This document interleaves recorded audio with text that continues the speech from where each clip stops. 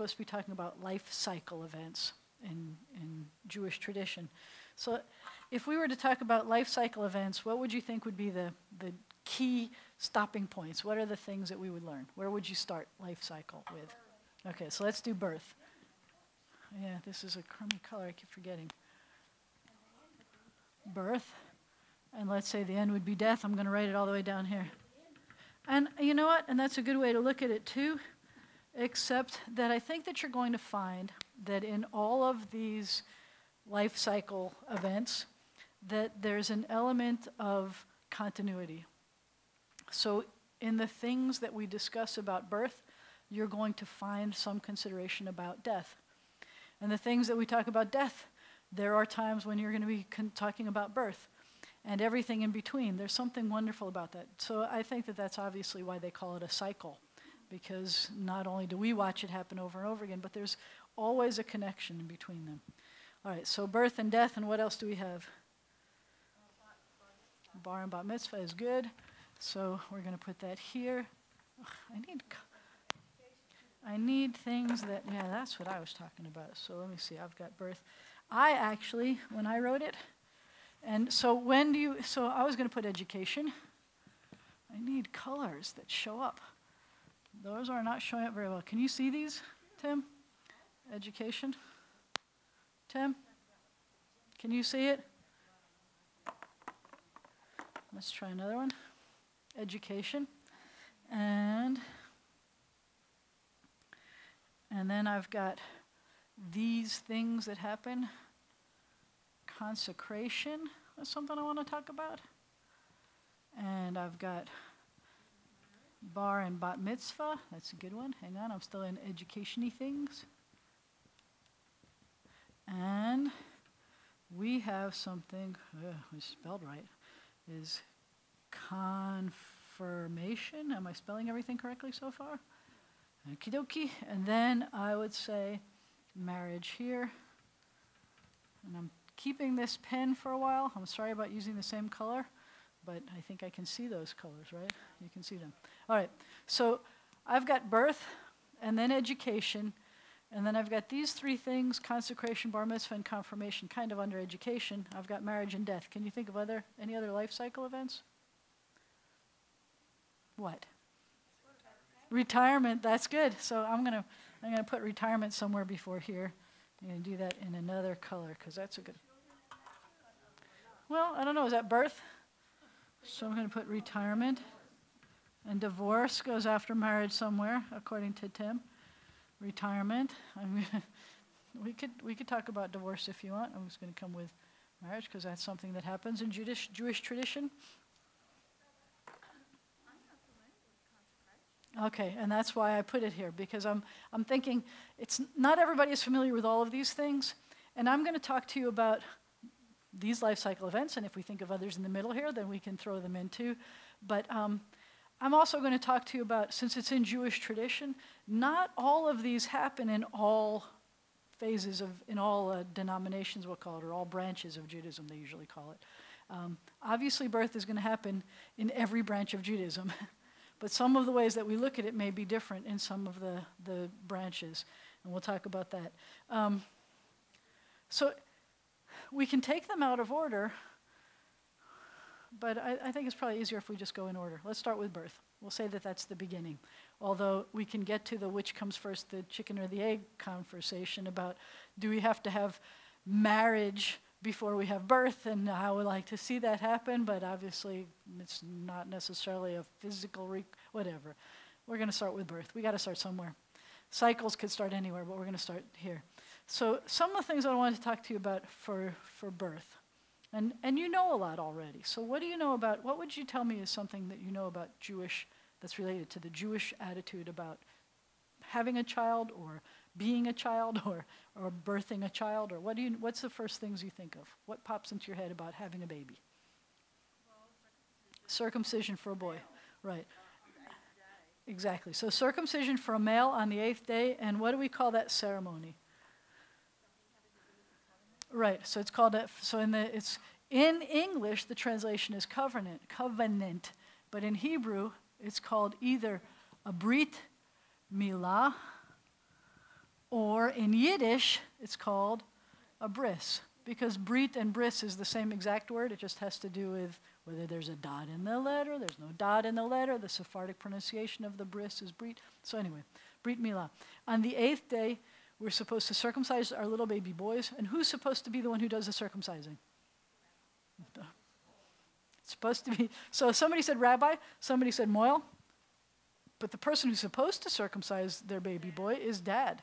Dad is the one who's obligated to circumcise their baby boy. How many of you who are dads or who know dads would let that dad go anywhere near the baby? Never, never, never, never, never. That's what I heard very, very loudly. So the job of moil got invented, mohel in Hebrew, moil in Yiddish, because that is someone who is very well trained to be able to do this very specific procedure in a way that is as painless as possible, because we're all about the no pain, and as carefully as possible, and they know what they're doing. And so there is part of the bris ceremony is the father giving up his responsibility to the moil, making the moil be his replacement in this. So it's the moil acts in the stead of the father. And there are some fathers who are qualified to be able to do this, but not too many. We never had a moil in Shreveport. It's true. We see in New York, I'm not lying, in New York, you dial 1-800-BABY-BOY to find a moil. So in Shreveport, and actually let me tell you that when we say we don't have a moil in Shreveport, Rabbi Moskowitz was trained as a moil. But by the time I met him, he felt too unsteady to do this. And I'll tell you, I had a moil who was capable. So when Ron was born, Harry Muslow was the moil. Rabbi Moskowitz taught him how to be a moil, how to do the snipping, and Harry had been practicing because Harry knew that if he ever had a son, that he wanted to take that responsibility himself. And he was a doctor who was trained in pediatric things, and he was a doctor who PhD and an MD and all these things. And so when Ron was born, his bris was at a Gudethachim on the first day of Passover. So my making a party for it was about macaroons, however many I could find in Shreveport. It wasn't a very elaborate party. It was on the bima at a Gudethachim.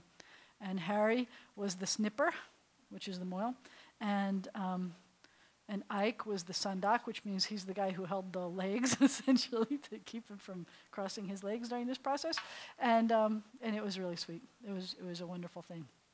And Ron has not suffered from it. He shoots straight and whatever. But yeah. I've only ever been to one, and they had a plastic mold that they put the baby in.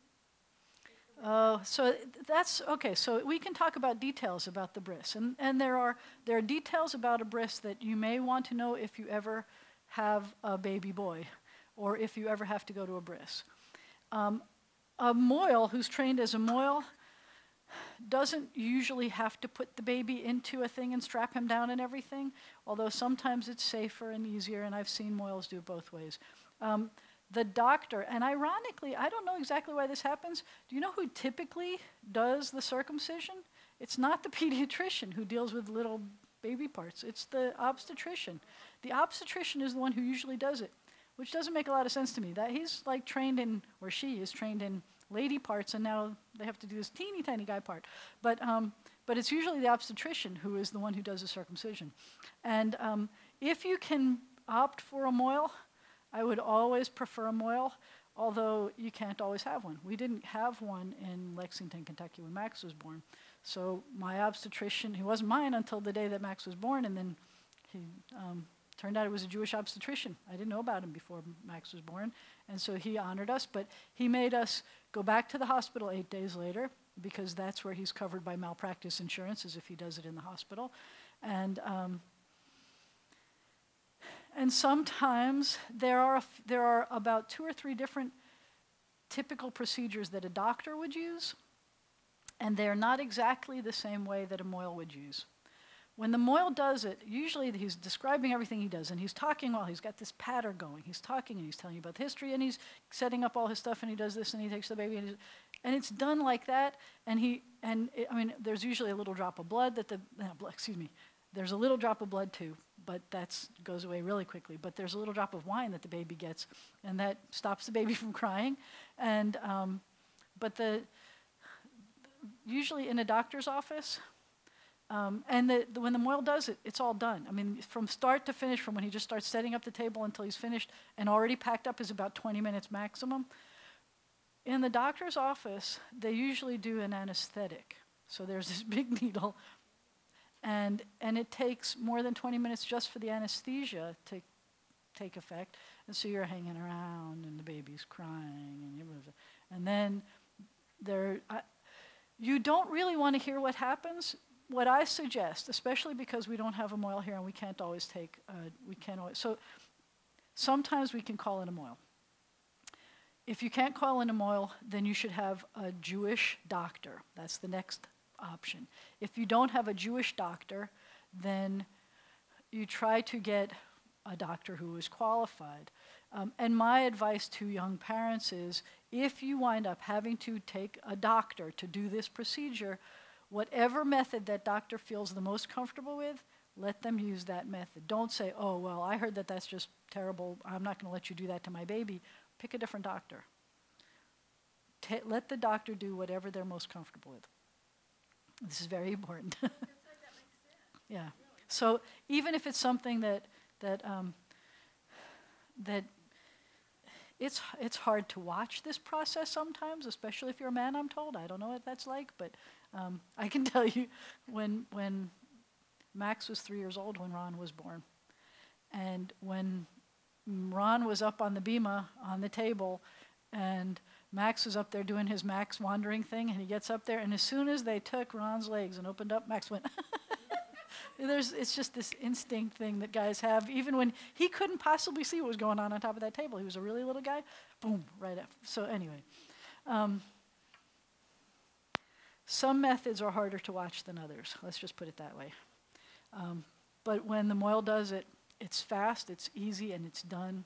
And they know what they're doing. They give you great advice on how to take care of the everything. But anyway. In America, aren't most boys circumcised before they leave the hospital? In America, many are. And so so the question was, in America, aren't most boys circumcised before they leave the hospital? And in America, when my brothers were born, 90% of the kids were all circumcised, and they were all good, valid medical reasons. Today, there are medical challenges, which I personally do not find compelling. Even if it's a non-Jewish kid, and they want to do it or don't do it. My research has shown that medically, it's a better idea to circumcise than not circumcise. In fact, we know some stories of men who were soldiers who went to war and had to be circumcised before they could go because of practical health reasons before they could go as adults. And it's not as much fun to get a circumcision when you're an adult as when you're a baby. There's that joke about the two boys who are sitting in the pediatrician's office, and they're both realizing that they're about to have surgery. And so they say, really? One guy says, what are you in for? And he says, well, my tonsils are going to be taken out. And the kid says, oh, that's no big deal. I had them taken out, and you get to eat ice cream for 2 weeks straight. It's really wonderful. It's no big deal. And he says, oh, thank you. And he says, why, what are you in for? He says, oh, I've got to be circumcised. And the other kid says, uh-oh, I had a circumcision when I was born, and I couldn't walk for a year. Actually, I have a lot of mohel jokes, which I can tell you, but I think we should probably move on but what I want to tell you is this. Why do we do the bris? Why do we do a brit milah? And why on the 8th day? Because God told us to. When God told Abraham that he had to circumcise all of the males in his entourage, and also commanded that on the 8th day, baby boys have to be circumcised. And it means they are brought into the covenant with a physical sign that shows that they are part of the covenant. There are all kinds of reasons that have been conjectured or that the Talmud talks about why 8 days. You know that a baby has gone through at least one Shabbat. So there's this completeness of a whole weeks worth creation experience, there was practical reasons that many babies unfortunately died before we had the kind of healthcare that we have now. They would die before the week was up. You wait till 8 days, you know that that baby is healthy enough to go through this. It turns out that there's research that shows that a baby, especially a baby that comes to full term, that on the 8th day, there are two things that kick in. One has to do with a coagulation factor, so that it's really an ideal day to have a procedure like this. And there's a pain factor that doesn't kick in until afterwards, so it's a perfect day, and they've worked all those details out. I think it's a good thing, and it's what we do, and God said so, and all of the above. So I like that. But that's where it comes from, and it's a very powerful thing to be a parent the night before, the morning of, knowing that what you're doing is connecting you to tradition for all time, and it's also a little bit scary, not because it's a cutting procedure on your child, that's bad enough, but you know that throughout history, sometimes circumcised guys, young, old, that was the way someone could tell that they were Jewish, and bad things would happen when they would find out that you're Jewish. If the 8th day is a Sabbath or a high holy day? That's a good question. So the question is, what if the 8th day is Shabbat, is a Sabbath, or a high holy day? Do you do a circumcision? Do you do a Brit Milah on a holy day or on a Shabbat? And the answer is yes, that overrules anything, except if the child is either not well enough or questionable. So let's say the child is born and is a little jaundiced or something, and you want to wait until the child is feeling well enough, then if, let's say, the child is now 9 days old, and the doctor gives you an okay, you can't then say, well, tomorrow's Shabbat, can we do it tomorrow? Then you cannot. If you have an option of when you can schedule it, because it's not on the 8th day, then you can't do it on Shabbat or a holiday. But if it is on the 8th day and the child is healthy enough to do it, then you do it even on, we did it, that's why I was explaining, we did it on the first day of Passover, which is a holy day. How about preemies? 4-pound babies. So he asked about preemies, like if a baby was 3 or 4 pounds or something, then that is usually, now that's a time when you should consult with a rabbi and a doctor and find out what would be the pros and cons of doing that. And in my experience, usually the doctor would not recommend the procedure to a premature baby at that age. And so the rabbi would certainly say, please don't do that yet, and we'll schedule a time when it's appropriate. If the doctor, depending on the preemie and depending on the health of the baby, if the doctor felt that the baby would handle this, then you would do it anyway on the 8th day. But that's the kind of time that you would ideally consult with both the doctor and the rabbi about what would be appropriate. Because we are supposed to, I will say this a billion times if I have to, we're supposed to live by the commandments. They're not supposed to put us in danger. Did you have a question about? Yes. This might be pretty icky, but was it traditional to save the foreskin that was removed? So the question is, was it traditional to save the foreskin that was removed? And the story about the mohel that would make wallets out of it, and then you rub it and it turned into a suitcase, that's not a true story. But the reality is that they would bury the foreskin in their yard. This was a tradition, to take the foreskin home with them, bury it in their yard. And ideally, you'd bury it or under a tree, that when a baby was born, when a girl was born, there was like 2 different kinds of trees, and I can't remember the one they were, cedar and something, but you'd plant a tree, and ideally that tree would grow into something that you could cut the limbs off, some limbs off, for the chuppah for when they got married. And so there are things about burying it that had to do with, there were good things about burying the foreskin. So yes, that's a tradition. Not all communities will do that, but if you can and it's your community's tradition, then that's a good thing. Now, there's actually an awful lot of things that I wanted to talk to you about birth. So one of the things, and this is a kind of, and by the way, so first I guess we should say, what happens to a girl? What does she do? Does she do something on the 8th day? Does she do anything? So one of the things that happens to a baby boy is not just that he gets circumcised, but there's a tradition sometimes that you don't even speak the baby's name until the day of the bris, and when the mohel presents this baby and does the bris, that's when the baby gets his name. And part of the reason for not giving the name until then is what I dread saying the word out loud, but it's kind of a superstition. There's a tradition, we'll call it a tradition. But so many babies would die the first week that if you don't say the name, the angel of death can't find you. You don't have a name. So there was a way of protecting the baby by keeping the baby from having a name to find. So if the baby boy comes into the covenant with a name and the circumcision, what does a baby girl do? The answer is she usually gets a name also. Not often on the 8th day, although there are movements now that will try to do what they call a brit bat, which is the covenant of the daughter, that the daughter gets entered into the covenant by receiving a name, doing a ceremony. Often what will happen is the parents, or just the father, if it's a traditional service, will come up and get an aliyah, will be honored by blessing the Torah on a Shabbat morning, and at that point there will be a special blessing made, and the baby will be given a name in a community setting. Sometimes you'll do it at home and not in a public setting, but somehow there's often, in today's world, there's often some kind of a ceremony to allow for a girl to be entered into the covenant, and that has to do with getting a name. So then the question is, how do you decide a name for a baby? And that will depend on what your family background is. In the Ashkenazic tradition, the Jews that come from Eastern Europe, most often the tradition is that you name a child, the name that you choose for a child is for a deceased relative. And you do that because you want to kind of let the soul or the memory of that person live on in this child. It's part of that cycle that we talked about. And they think, and this is where we come back to superstition, that they think that if you name a baby for a living relative, it's as if you're wishing that relative dead. Or not wishing, but it's kind of a death sentence for that person. It's a terrible thing to say it that way. But there's this very deep tradition, which is a superstition. I mean, I think it's kind of a superstition that says that if you name the baby for a living relative, that's bad for that relative.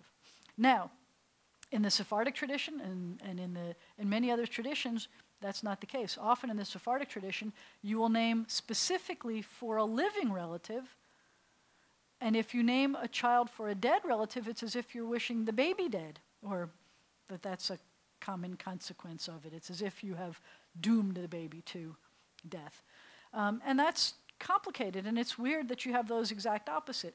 There are other traditions, for example, in my family's tradition, when I got married and I had my kids, my ex was from the Jewish community of Rome, Italy. And in their tradition, you always name the firstborn male child for the paternal grandfather, whether the grandfather is living or dead. So the death part didn't matter. Living or dead didn't matter. Nobody's wishing anybody anything. They think that they have no superstitions. They kept picking on me because I had superstitions.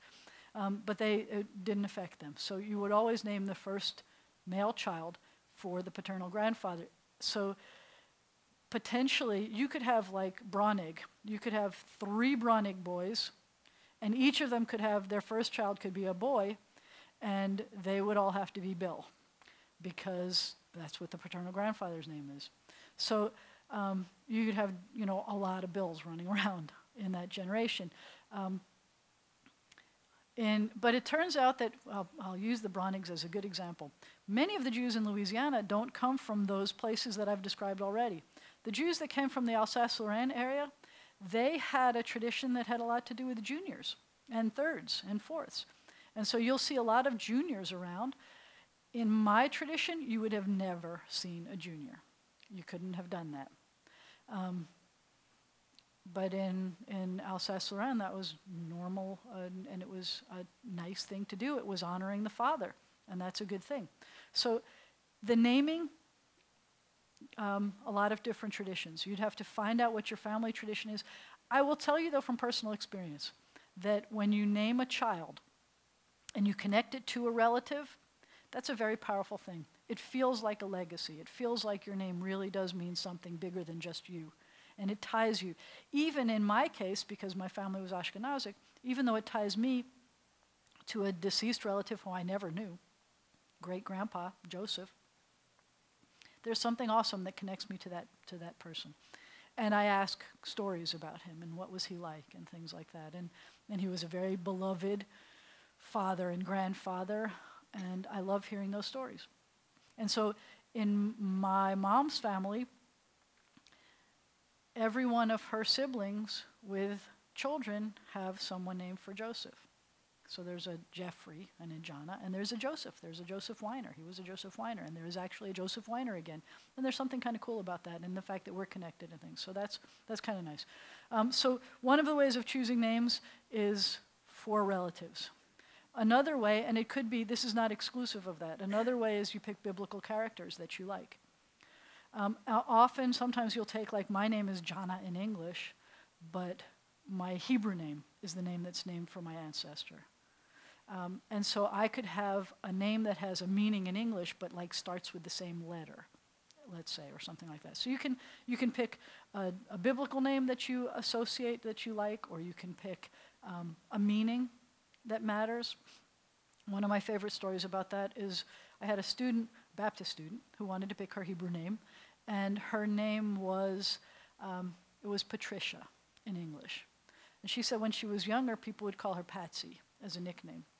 But at some point in her life, she had a very rough time, and she was starting to feel like a patsy, like people were taking advantage of her. And she didn't like that. So she's tried using Patricia, but she never felt very comfortable in Patricia. So when she finally got to choose her own name, because most of us don't get to choose our own names, when she chose her own name, she said she feels protected by God. So she chose the name Shamira, which means protected by God, means protected. So there's something powerful about that. So you may want to give your child a name that means something to you. Ron, my younger son's name is Ron because in Hebrew it means music and joy, and those are very important. And because I needed a really short name because my last name is De Benedetti, so Ron is a nice short name and it had a nice meaning, and so that was good. So we've got, I wanted to cover superstition, and I did a little bit in circumcision and Brit Bat, naming. There's one other thing that we didn't talk about, and it's something that's sort of kind of in our life cycle list, and that has to do with conversion. So what happens if someone is not, so how are you born into a Jewish family? Officially, according to Jewish tradition, well, and Jewish tradition changed. Obviously in the time of the Torah, how was Isaac Jewish? What was it that made Isaac Jewish? Try again. Father, Abraham was Jewish, and so he was Jewish. His mother was also, she became Jewish. And each of those patriarchs were the children. It was predominantly because of the covenant, predominantly of the father. So for a long time it had to do with the father's traditions, the father's religion. And then during the Talmudic period, around 2,000 years ago, a pinch more, they changed the ruling. The rabbis made a new ruling and said we will always determine the religion of the baby by the mother. Why? Because we always know who the mother is. Because even at that time there were terrible wars and strife, and if a woman got raped and got pregnant and you don't know who the father is, then you don't want to say that she is raising a baby who is not Jewish. The baby gets to be Jewish. And so you always know who the mother is, so they changed the law to be mother, the matrilineal. A number of years ago, less than 20, because it's since I'm here, the Reform movement created a new law that said that especially because you can take tradition shows that the father was important also, especially because there's a lot of intermarriage in the Reform movement, in Judaism today, that something like more than 50% of every Jewish wedding, every Jew who marries, 50% are going to marry somebody not Jewish. If they raise their kids Jewish, the Reform movement says it really doesn't matter if it was the father or the mother who was Jewish. If you are one of the parents and you're raising your child Jewish, then the child should be considered Jewish. So they changed that. And the rest of the movements, especially the Orthodox, are really mad at us. But it makes a lot of sense when you think about it. When you look at the reality of what it means to be raised Jewish, it's really hard to tell the kid that after they have gone through all of the life cycle events that they were doing, then you're going to tell them that they're not Jewish. And from the moment they were born, everything they did was being raised Jewish. It's really hard to tell somebody that they're not Jewish, and the Reform movement says we shouldn't have to. So conversion then, you can convert a little baby. But if you convert a little baby, if they're under the age of 13, which is the age when someone becomes an adult in Jewish tradition, then they have to somehow prove that they are willing to continue their Judaism. It's kind of a conditional conversion.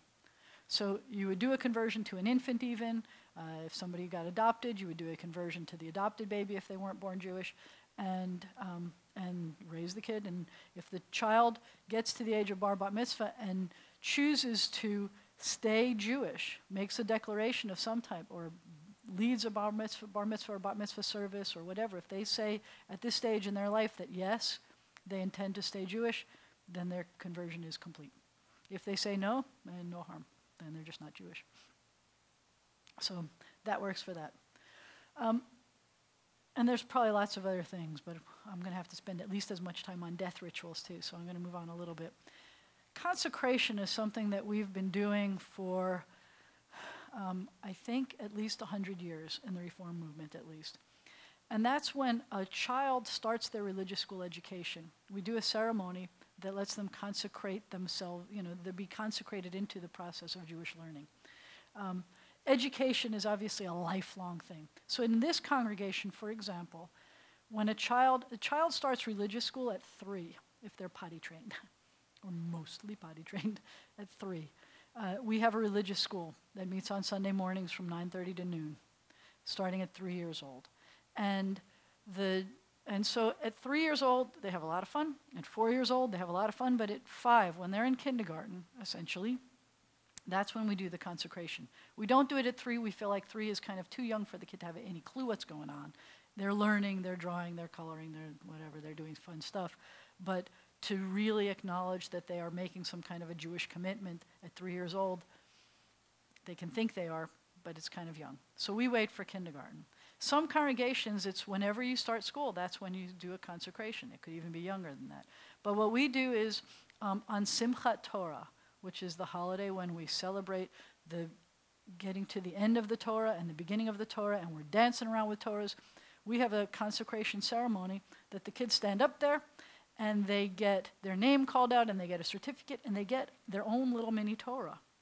That's usually a version that it's usually mostly in English with little pictures in it and stuff too, but it's a whole Torah. A Torah scroll with a little plastic cover, and it looks a lot like the regular big ones, but it's little. And so when we're dancing with the Torahs, they get to hold their little Torah and dance with the Torahs too. And it's really precious. That's so sweet. And they have to say the Shema for everybody here too. So they say the Shema, and they stand there with their Torahs, and it's just adorable. And that's what we call consecration. And not all movements do that. In the Orthodox tradition, they do start a child at 3 years old in their formal training, and they don't have a consecration, but they have this really wonderful tradition that when you're 3 years old and you're starting to learn Torah for the first time, you take honey, and you either drip it on the book that's teaching you, but not if it was a Torah, obviously, but your Aleph Bet book, or you make a letter in the shape of the honey in the shape of the letter, and you lick the honey off of the letter, or you lick the letter of honey to show how sweet learning is. That's a good tradition too. That's a sweet thing, literally. And then when a child is 13, so this is the story. In the Reform movement, and this will give you a little bit of a history here, the Reform movement, we kind of do this backwards. So the Reform movement said, and this is about 120 years ago or more, that we said that, 13, just like we said about 3, 13 is really too young to be able to make a commitment about being Jewish or not being Jewish. You don't really get it. You're not really having very intelligent conversations. You're still kind of young. So they did away with bar bat mitzvah ceremonies at all. And they just made a confirmation, which was somewhere around 9th or 10th grade. And they called it confirmation because you were confirming your faith in God. And that is a celebration that usually happens not at Simchat Torah, which is at the beginning of the year, but at Shavuot, which is close to the end of the year. It's certainly the end of the school year. It usually comes around May or June. And it is the time when we receive the law. It's when Moses was up on the mountain and he comes down and he actually gives us the law, not the kind of time when they broke it, but the kind when we get it and we accept it. And it's an awesome moment. And the young adult now is confirming or reconfirming their faith in God in a public way. And they go through years of training even for that. They don't have to know Hebrew for confirmation. Although our kids now usually know some Hebrew and they lead the service and they lead the English parts of the service and the Hebrew, English and Hebrew. They'll sometimes read some Torah, but they're part of the whole service. They will do the whole service. This past year, the kids did an awesome job, and they did a creative service. They chose every reading for the service. You have to follow the same specific order, but they chose every reading, and it was really beautiful. I was very proud of them. So confirmation and no bar mitzvah. But in the 60s, towards the late 60s, there were a whole bunch of people who said, you know what, we missed the bar mitzvah.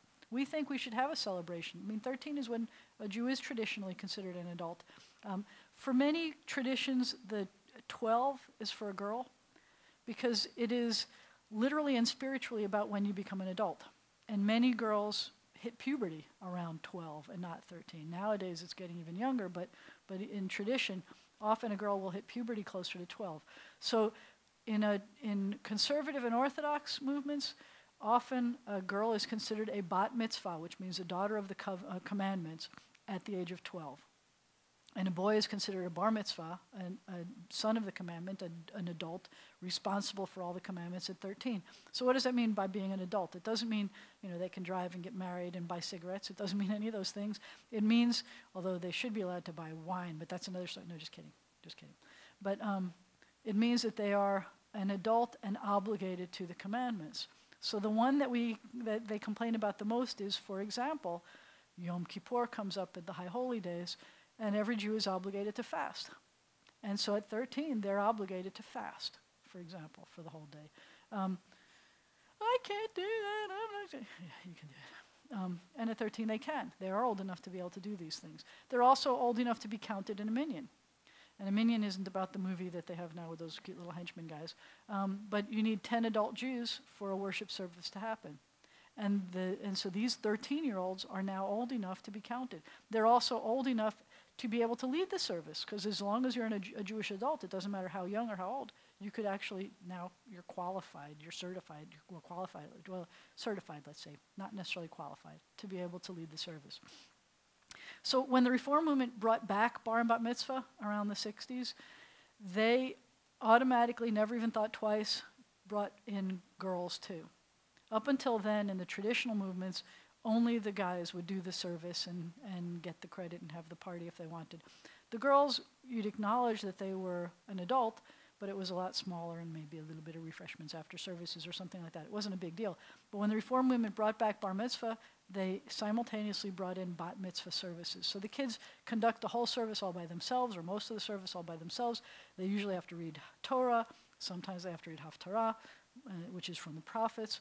In conservative movement, sometimes the girl will be 12 instead of 13, but it's the same thing. Girls now can lead the service, and they'll they'll participate in leading service, as a bar bat mitzvah celebration. In the Orthodox movement, the boys will do the service often, or at least be part of it, at least get to bless the Torah. It's when they are old enough to wear a prayer shawl. It's when they're old enough to put on tefillin. They get trained for things like that. It's really kind of it's a rite of passage for them, that they weren't allowed to do these things before. And they're very proud to finally be in this grown-up world. And usually what happens is they're so proud and they get to be in the grown-up world, and then they sit at services with the grown-ups, and then they realize how boring the services are, and then they're, why did I want this? It's the story of adulthood, you know that. In an Orthodox or a traditional world, sometimes they will allow a boy to become bar mitzvah at 12 if he no longer has a father. If he doesn't have a father, they will sometimes allow the boys to be bar mitzvah at 12 because he had to be the man of the house then. So women get to be at 12 because of physical things that they were potentially old enough, and the boys at 12 only if they didn't have a father. Sometimes they'll allow them to do a bar mitzvah earlier. We have not done a 12-year-old. We have done someone who is not quite 13, but almost 13, but we have not, to my knowledge, certainly not in the past 20 years, done a 12-year-old for any of those reasons. Recently we had a few people who wanted to, but we didn't. And we've also had situations where we had kids who there were 2 children in the family, and the family only wanted to do one celebration, because there's usually a celebration. I mean, sometimes it's an over-the-top kind of party. It's a ridiculously over-the-top party, but it's some kind of a celebration, and the family comes in from out of town and everything. So it's a big deal, kind of a weekend thing. And we've had times when 2 children who are not the same age will do their service together, even if they're like a year or 2 or 3 apart. And usually what happens with that is you wait till the younger one hits 13. So you may have a 15-year-old and a 13-year-old doing it together. We've done that before. But recently we had a family that really expected that a 12-year-old girl and a 13-year-old boy were going to be able to do it together. And that's not what the Reform movement approves normally. The Reform movement says 13 for everybody. And the good news, for better or for worse, they moved away before we had to make that decision, so we didn't have to worry about that. But so those are our kind of life cycle events that we do. Education should happen and should continue throughout your whole life. But the reality is we wind up focusing more on our kids, and these are ways of showing that they've hit certain levels in their education. Currently, there's a big debate about confirmation being in 10th grade, because a lot of kids, a lot of kids will hit bar mitzvah, especially in bigger cities. They'll get to their bar mitzvah, they'll do their service, and then they'll never come back again. Now it's turning out the kids will go through their confirmation and then never come back again. And it's really hard on Judaism when all of your adults are only trained up until like a 13-year-old's knowledge base or a 10th grade knowledge base. It's really hard on all of Judaism when that's all you have. I'm not going to go as far, although people have made these statements about, is that why we've got this much intermarriage? That if kids had continued studying about Judaism to a later date, a later age, would they not even imagine marrying somebody who's not Jewish? I don't know that that's true or not. I think that there are an awful lot of reasons why people, we're more integrated into society, and there's all kinds of pros and cons about this. But it's really hard on a Jewish society when as far as they go is bar bat mitzvah and then they stop, or as far as they go is confirmation and they stop. There's a joke about that too, about this one synagogue had a really terrible mice infestation. And they didn't know what to do. They put traps out, and the mice somehow were able to steal the cheese and the peanut butter without tripping the traps, and they were really smart mice. And they were just there all the time, and they didn't know what to do. They brought cats into the synagogue to try to get the mice. And now the cats were making smells and problems, but were not getting rid of the mice. So they got rid of the cats, and they didn't know what to do. And finally, they're at a board meeting, and they're like, we don't know what to do. We're at our wits' end. We brought in exterminators. We brought in cats. We brought in poisons. We're not getting rid of the mice. And the rabbi, who hadn't been going to all of the board meetings, is at this one. He says, I know what to do. They said, what do you mean you know what to do? There's something in the Talmud about getting rid of mice? He says, no. He says, this is no problem. And he goes to the bima, to the pulpit area, and he puts out some peanut butter and some cheese until the mice all come. And he says, you're all bar mitzvah. And then they never showed up again. That's what happens. I could say the same thing about you're all presidents of your congregation. No, we have presidents who come back again. That wasn't fun. But anyway, that's how bad it gets. So then, and this is typical actually, if we're really talking about growing up, and this is typical not just in Judaism, but let's say we keep them until they graduate high school, because what often happens, there's also a youth group in here. There's a high school youth group that I was very active in when I was a kid. I didn't care nearly as much about my high school friends as I did about my youth group friends. We had a youth group that covered a larger territory, so you had friends from a whole bunch of different cities, and those are still my closest friends from my earlier days. So we can keep those kids until the end of high school. And then everybody goes off into college in their own direction, don't always stay in touch. I don't know if they do now in Facebook and Tweety era, the era of all these things, but we didn't in those days. You had to write letters, and you had to make long-distance calls, and everything was expensive. So we didn't stay in touch as much, and we're back in touch now because of Facebook and stuff. But sometimes what happens is after you graduate high school, sometimes kids will get involved in like a Hillel at college, or now they've got these Greek fraternities and sororities and things that are Jewish predominantly. And so sometimes you'll get kids involved that way. But you're not going to see them in a synagogue between the time of, let's say, high school and when they have their first 3-year-old child. When the child hits 3 and they realize that they want to send their kid to religious school, that's when you start to see the kids and the grown-ups. That's when they realize that they should join a synagogue. And that's a big gap. And that happens in churches too. That's a huge gap of years that you don't get to see them in a synagogue. And I'm not sure we're ever going to be able to solve that problem, but that exists. Sometimes the next time you might see them is for marriage. So when someone Jewish wants to get married, sometimes they'll come to the rabbi. A Jewish wedding. How is a Jewish wedding different from a non-Jewish wedding? So we've got a chuppah. We've got symbols that represent Judaism. We've got a chuppah, which is a canopy. Sometimes it's just a talit, which is a prayer shawl, and it's either held up by people, or more often it's suspended on poles. Sometimes you have very creative florists who decorate the poles, and it looks like, oh, you're in a forest or something of flowers and trellises and all these things. It's supposed to be something that you do outside. That's what the chuppah was supposed to be. But even indoors, you'll see a chuppah.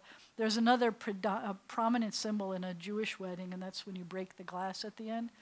And that serves a whole bunch of purposes. So the chuppah, we'll start with chuppah. Chuppah is supposed to represent a bunch of things. It's supposed to represent the home that people build. So we get to the end of the service, and you say, you pronounce them husband and wife, you stomp the glass, mazel tov, kiss, and you go. Anybody know why you break the glass? Anybody have a reason? Because I know a bunch of reasons. There are only a few that I like to say in public, but I know a bunch of reasons. What's one? Might it have something to do with the destruction of the 2 temples? So, and that it has to do with the destruction of the 2 temples. That we've talked about this already, that at every situation there's a joyous occasion, we also remember sad things. And one of the saddest things to ever happen in Jewish history is the destruction of the temples. And so it is a sobering thought to remind us that things are not the same. A lot of the liturgy that has to do with weddings have to do with hearing in Jerusalem the sounds of the rejoicing and the sound of the bride and groom.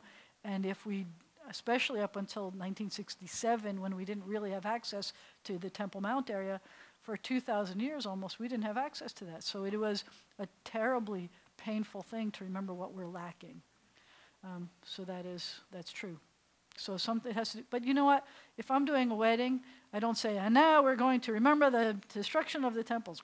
No, there's nothing romantic or nice or fun about that. It is true, and I will tell my couple that as part of it, but that's not what I usually say during the ceremony.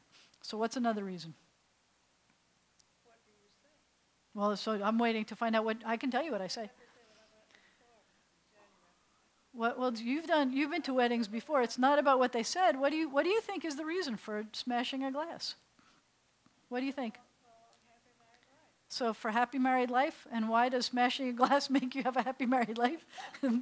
Kisses and presents mean a lot more to me than smashing glasses. No, just. Mm-hmm. And the truth is, the reality is, and I don't mean to make fun of it, it's true that it's tradition.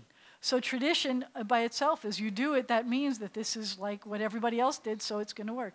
And that goes to another one of the things that we talked about from here.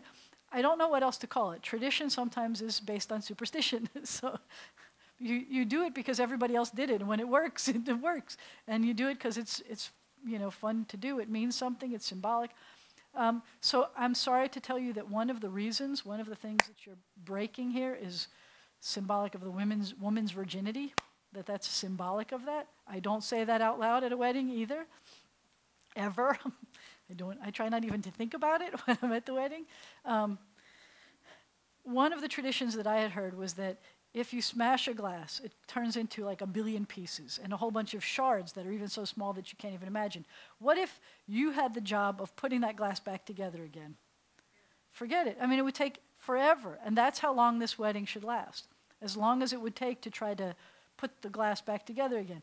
And I sometimes use that until I realized, well, why would I want, and why would breaking something be the thing that symbolizes? But anyway, it's a nice thought. It's a forever kind of thought. So I tie it together with that. And I say that when you break this glass, it makes a change that's kind of an irreparable change. It's the kind of thing that you can't go back, that this is the beginning of a new thing. And so you smash it. But it was also a way of, one of the traditions was to scare away the evil spirits, because evil spirits hate loud noises, and they go running away so that the young couple gets to have a happy marriage. Another reason that I heard that I didn't know until just a few years ago is that it used to be that sometimes at weddings, people got so happy, which often means drunk, that they were like so rowdy that there are all these traditions that have to happen. There are 7 blessings as part of a service, and that the people were getting so rowdy that there were rabbis who would break this glass. They would like throw some piece of plates or something to try to get the people to come back to their senses and stop being so crazy and rowdy.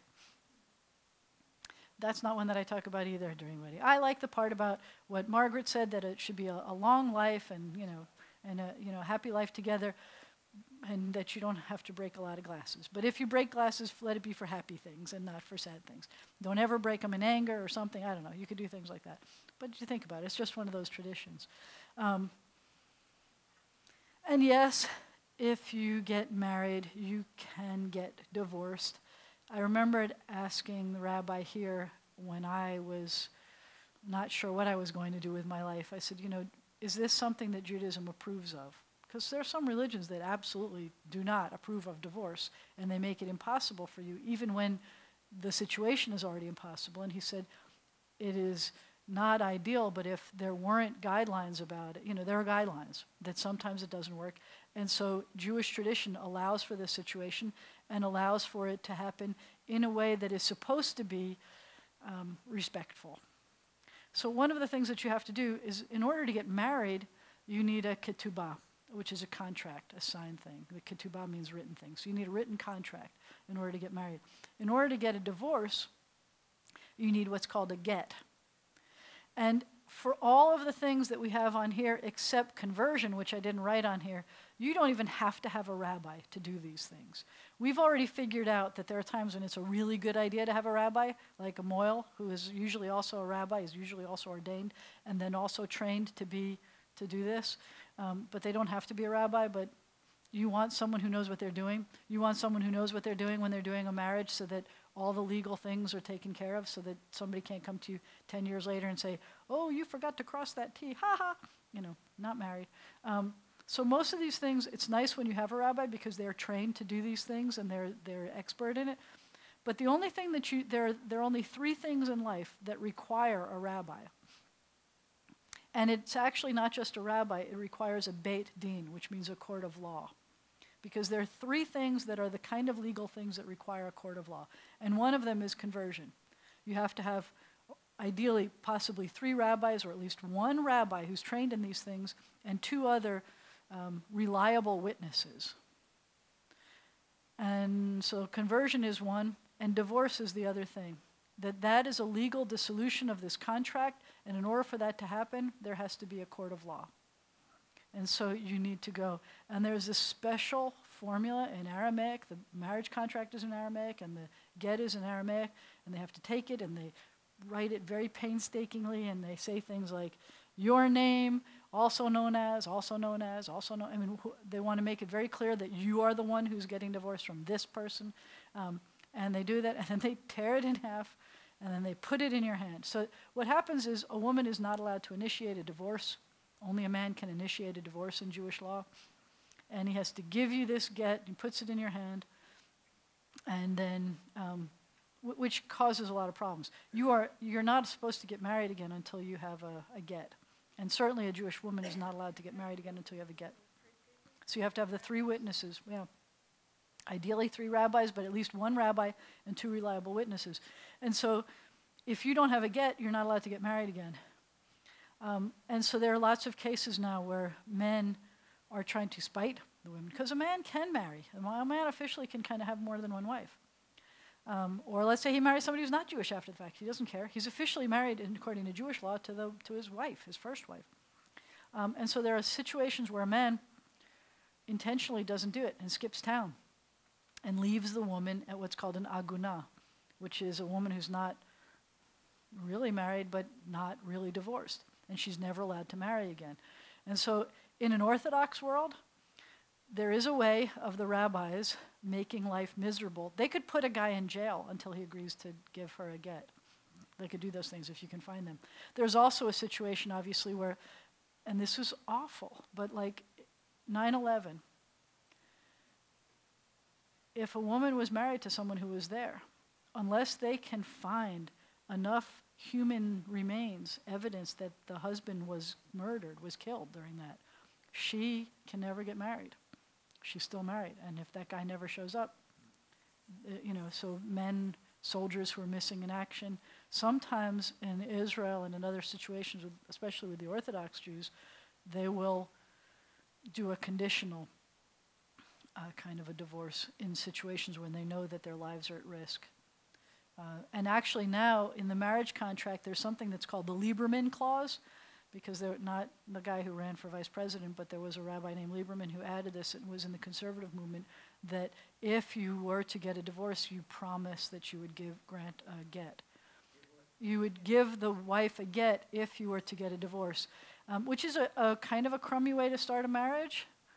But I can tell you from personal experience, it kind of doesn't matter what somebody signs when they get married, because if they're not willing to stay married, which was a covenant, a forever covenant, then it kind of doesn't matter that they don't, it doesn't bother them very much to break any part of this. Having said that, I will say thank you. I did get my get. The civil divorce was a few years before the get, but I did get a get. How old is this tradition or law? With get? The whole thing where you It's at least 2,000 years old, because it talks about it in the Talmud. These laws are in the Talmud. So the Talmud is from the oral law that was written down, and so we know because of then that it was at least codified. It was written down then. So we presume it's much older than that. I read that Rabbi, was it Shammai and Yeah. Hillel at the same time? Mm-hmm. One of them was very strict and one was lenient, liberal, Right. and that the woman could get divorced for any old reason Right. if she just displeased him. Right. Well, and that's so. And the other one Right. was only for adultery or So there's what we were talking about is there were two rabbis around the Talmudic time. They were adults at the time when Jesus was young, just to give you a time frame about 2,000 years ago. And in fact, Rabbi Hillel, for example, we're talking about Rabbi Hillel and Rabbi Shammai. Rabbi Hillel's famous line was, "Do not do unto others that which is hateful to yourself," which was a good way to say this. And then Rabbi Hillel said that. He said, "Do not do unto others that which is hateful to yourself." And Jesus, and many other people said, Jesus said it as do unto others as you would want to be done to you. But if I gave you $1 million, I want you to give me $1 million. I would want you to give me $1 million. There's something to be said for figuring out whether you do it in the negative or the positive, but it's true.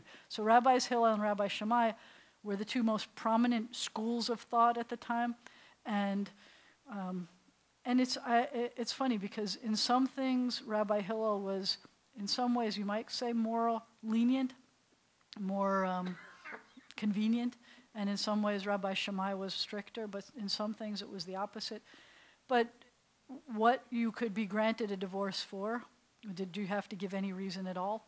And you don't have to give any reason according to Jewish law. You can ask for it. But yeah, so some rabbis would not unless you could prove like infidelity or something like that.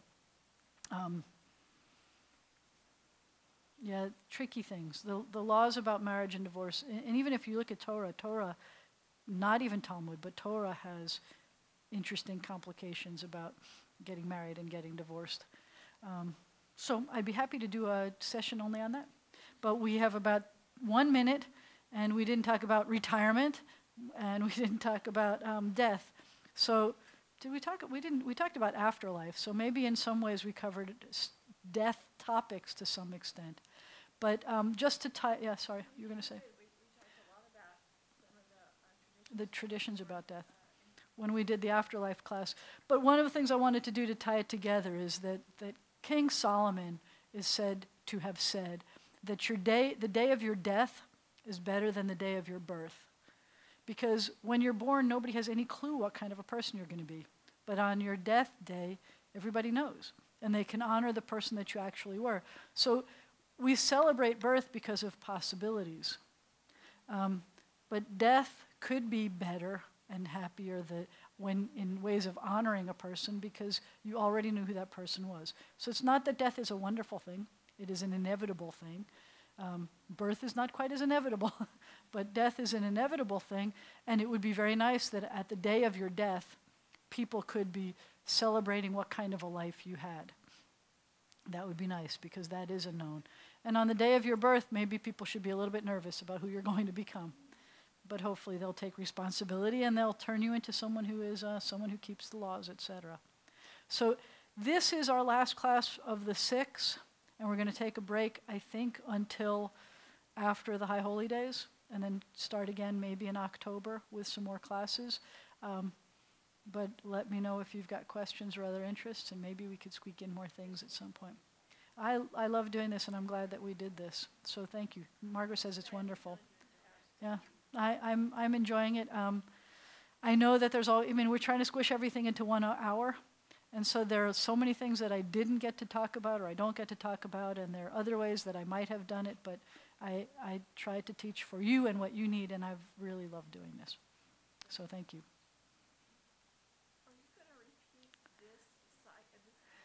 So the question is, am I going to repeat it? So, and the answer, yeah. And that's the thing. So often, to be able to teach what I call the Basic Judaism, especially if people want to refreshers or never knew anything about Judaism or want to convert or whatever the reason is for people doing this, these specific topics, the ones that we did, are the kind of core things that I think every Jew should know about.